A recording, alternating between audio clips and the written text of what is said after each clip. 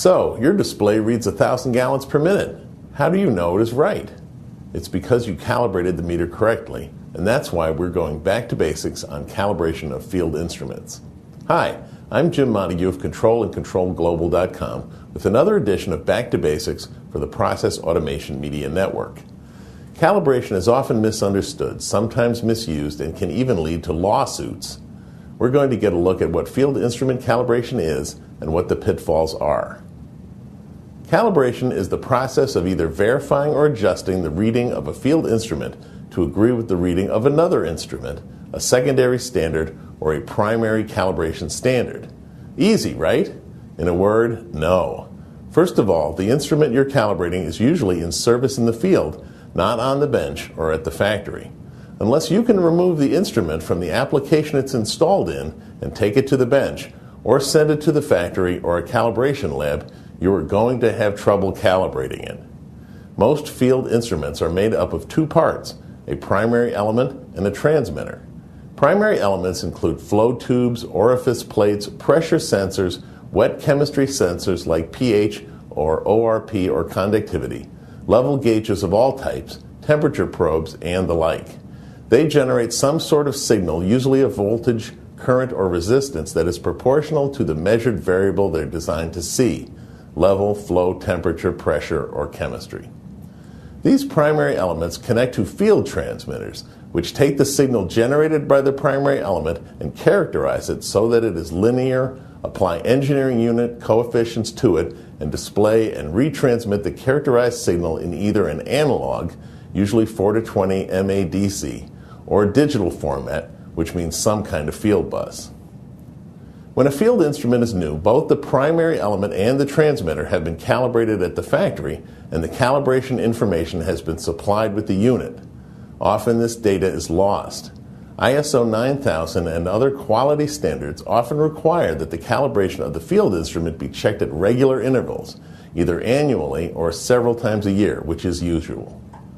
Sometimes this is pretty simple. Calibrating a pH sensor, for example, is usually straightforward. Most industrial pH sensors are inserted through a ball valve into the process, or they are suspended in a vessel. These installations are designed to remove the sensor for maintenance or replacement or calibration.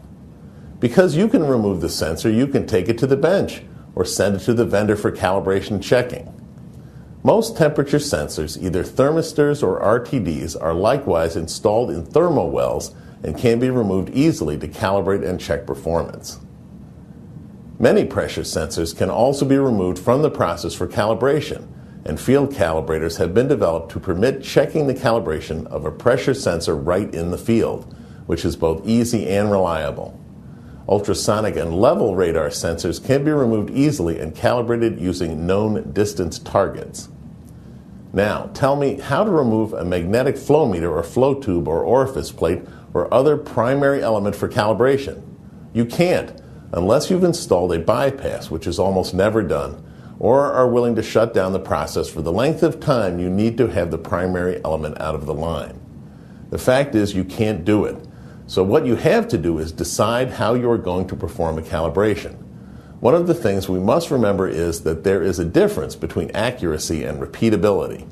Accuracy, which is calibratable for in the lab or at the factory, is defined as how well the measured reading compares to either a primary standard or a secondary standard.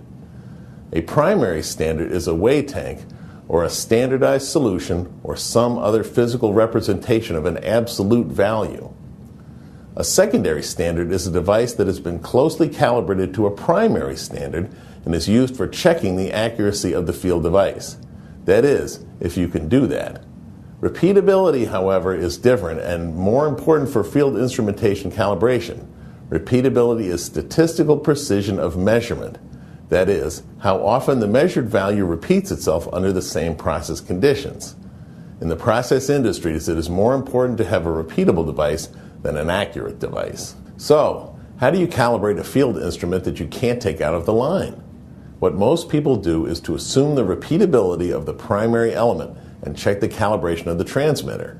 There are many primary simulation devices for various kinds of primary elements, which mimic a known value signal from a primary element. This permits us to determine and adjust out the errors of the transmitter. Recent developments in some types of field instruments include methods to test the performance of the primary element without taking it out of the line. Magnetic flow meters and other electronic devices can now be tested this way. Venturis and other differential pressure devices, though, still must be removed periodically and either recalibrated to eliminate the error from wear or discarded and replaced. Finally, how do you figure out how accurate your field device is? The idea is to add up the sum of the squares of all the errors of the device and take the square root of them. But there are generally too many potential errors to be able to get an accurate value. Piping errors, placement errors, design errors, and so forth all contribute. Transmitter error in modern instruments is nearly discardable because it is so small. You can safely assume that the real accuracy of your field instrument in its installation is probably plus or minus 10% of its real value, assuming you haven't done anything wrong. And it gets worse from there. If you're performing the same operation you've done many times before and the measured values don't repeat, you have a problem. Otherwise, you can believe your field instrument. The problem comes when you have two instruments in parallel, say 2 flow meters on outlet lines, and both should read about the same, and they don't. Then you run into the "what time is it on your watch" problem. No two field instruments are going to read identically, and one should not be used to calibrate another. You need a device that is an order of magnitude more accurate than the one you want to calibrate, or you can't tell which one is right. Often you just can't do that in the field. And that's the basics of calibration for field instruments. I'm Jim Montague for the Process Automation Media Network. Thanks for watching.